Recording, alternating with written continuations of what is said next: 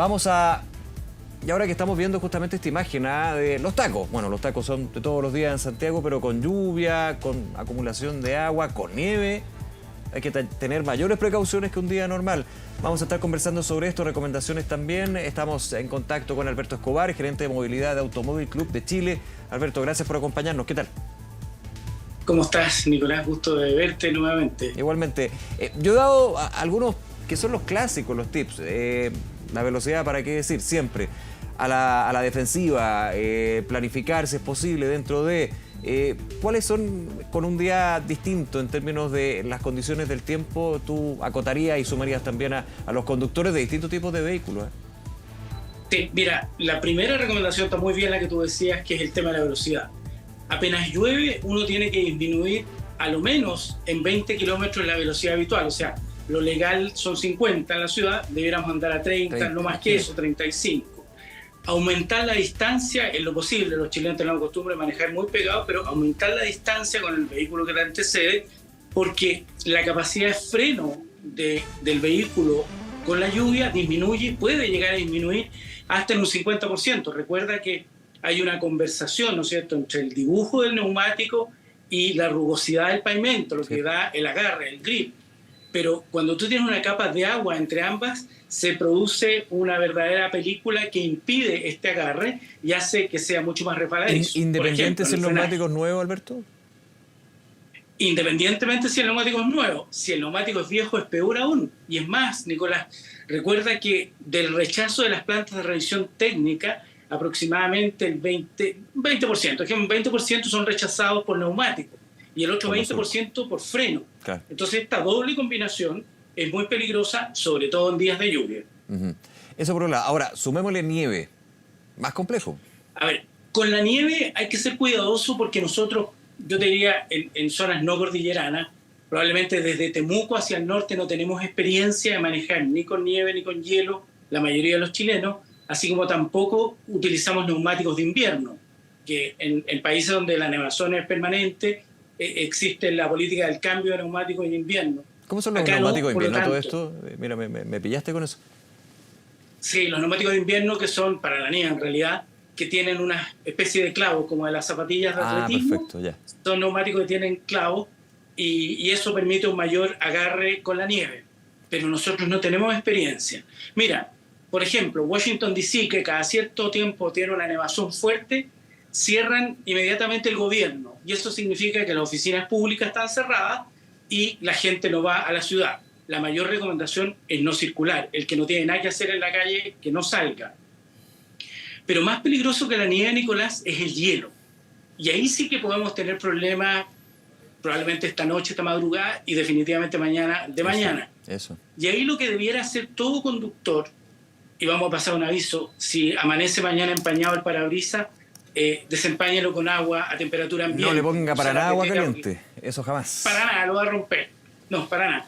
Entonces, mañana puede que tengamos mucho hielo y ahí lo que tiene que hacer el conductor es manejar lo más pegado al eje central de la calzada, porque en el lado más de la derecha, ¿no es cierto?, se produce un ángulo de sombra donde está la cuneta, como decimos vulgarmente, y ahí se acumula hielo y generalmente los autos que van por esa orilla ponen 1 o 2 neumáticos sobre el hielo y hay una pérdida de control inmediata. Esto es lo que está cerca de la... Perdona, Alberto.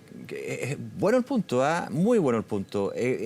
Cerca de la cuneta se hace una especie de declive del pavimento y ahí se va acumulando. Se da un declive y por el ángulo se produce una sombra capa más gruesa de hielo, digamos. Hace permanecer más el hielo en ese lado. Perfecto, perfecto. Y eso yo te diría que es lo que más tenemos que tener cuidado. Por supuesto, ya habíamos hablado, disminuir la velocidad y en el caso de hielo, evitar siempre frenar. Aquí en el hielo el freno es prácticamente inútil porque como literalmente estás patinando sobre una capa de hielo. Así, eso es lo más peligroso que yo creo que debiéramos encontrar mañana. Y lo otro que es muy relevante, recordarle a todos los conductores que cuando salgan en la mañana y se suben al auto, hay cosas básicas que hacer. Los vidrios probablemente o van a estar empañados o van a tener un montón de gotas de agua. Con un paño limpio antes de incorporarse a la circulación, porque después se da cuenta que tiene cierta imposibilidad de visibilidad. Claro, y no hacer lo que y ahí uno tiene que hacer mea culpa, ya no lo hago, pero esto de subirse por un tema de tiempo, no planifiqué y de a poco dejarle todo el aire caliente, digamos, para que desempañe y emprender el rumbo y empezar a mirar abajito, eso no. Exactamente, eso que tú lo cuentas y que es muy habitual por lo demás, sí.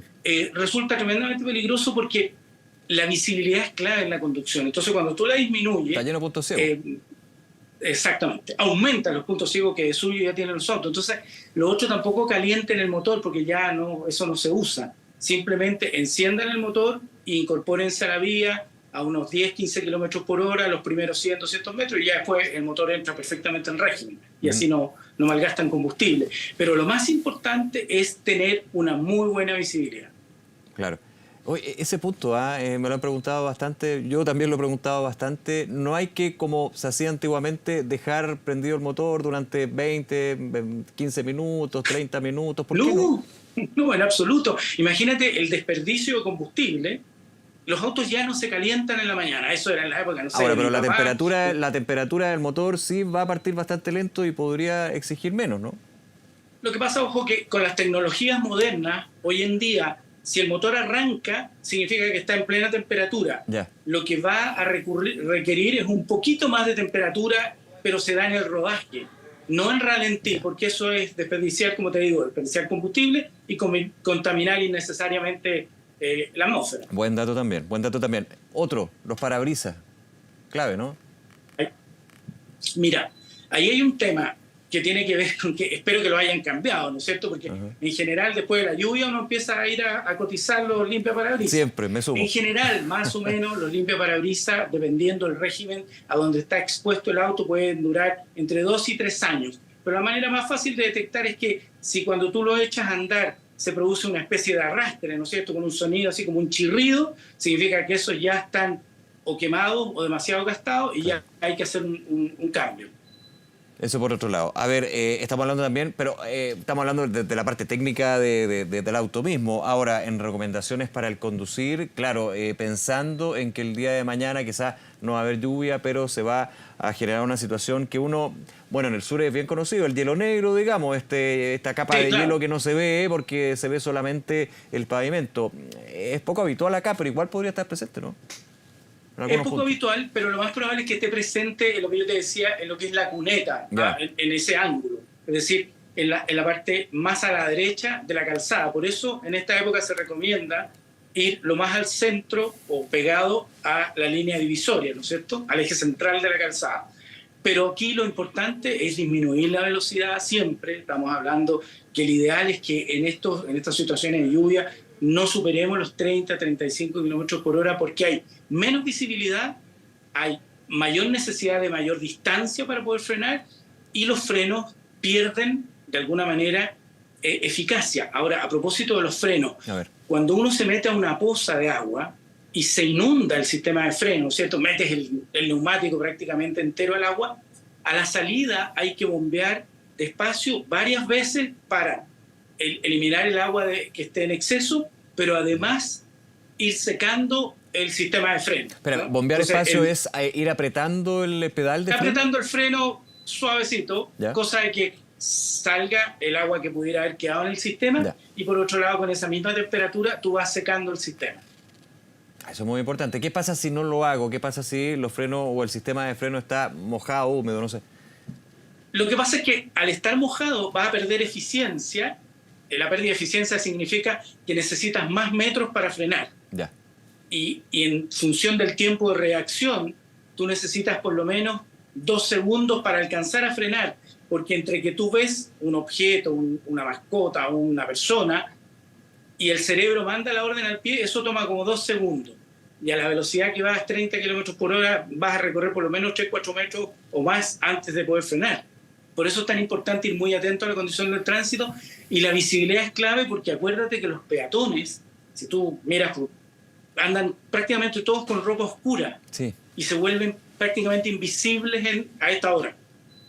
Ahora, también una buena recomendación quizás que los mismos peatones, bueno, yo lo estoy ampliando, digamos, pero tener ropa más vistosa, chaleco antirreflectante. Sin duda. Claro, ahora el peatón diría, ¿por qué tengo que yo estar así si mi preocupación va a estar en la vereda, digamos? Entiendo por la preocupación que pueda tener el automovilista en ese sentido.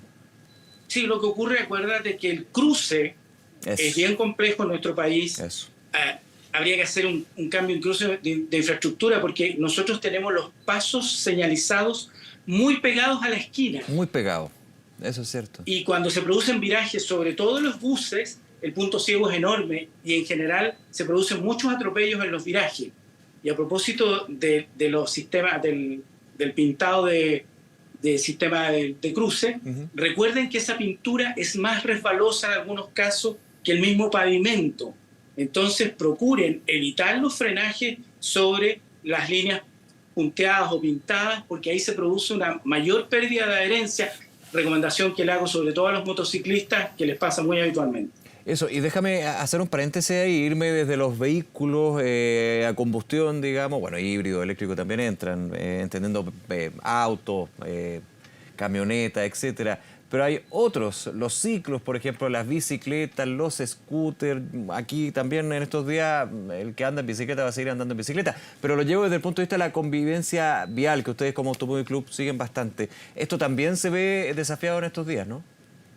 Sin duda, se ve afectado la bicicleta, evidentemente, porque de alguna manera se vuelve más invisible, sobre todo en esta hora, cuando oscurece. Hoy día tenemos que oscurece a las 6 de la tarde, ya está oscuro, y ahí necesita la responsabilidad del ciclista de hacerse ver, es decir, un chaleco retroreflectante. La ley indica una luz blanca hacia adelante, una luz roja hacia atrás, ¿no es cierto? Pero además una actitud en que tú estás conversando con todo el sistema, y hay algo que es muy relevante: establecer contacto visual con los automovilistas, con los choferes de los autobuses, porque de esa manera tú logras entender qué es lo que vas a hacer. Los ciclistas de repente tienen comportamientos bien intempestivos y los automovilistas y los buses sobre todo no los alcanzan a ver, claro. No porque no quieran, sino que simplemente la cantidad de puntos ciegos que tiene un vehículo de transporte público por su tamaño es enorme.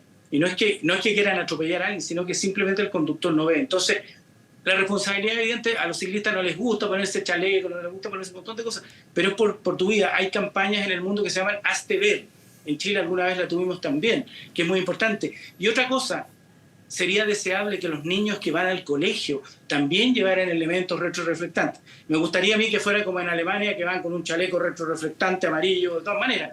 Pero difícil pedirle ese cambio de moda acá en Chile, pero por lo menos algo de reflectancia, porque si tú te das cuenta, en la mañana que está oscuro y en la noche también, cuesta muchísimo ver a los niños, y además son mucho más bajos de estatura.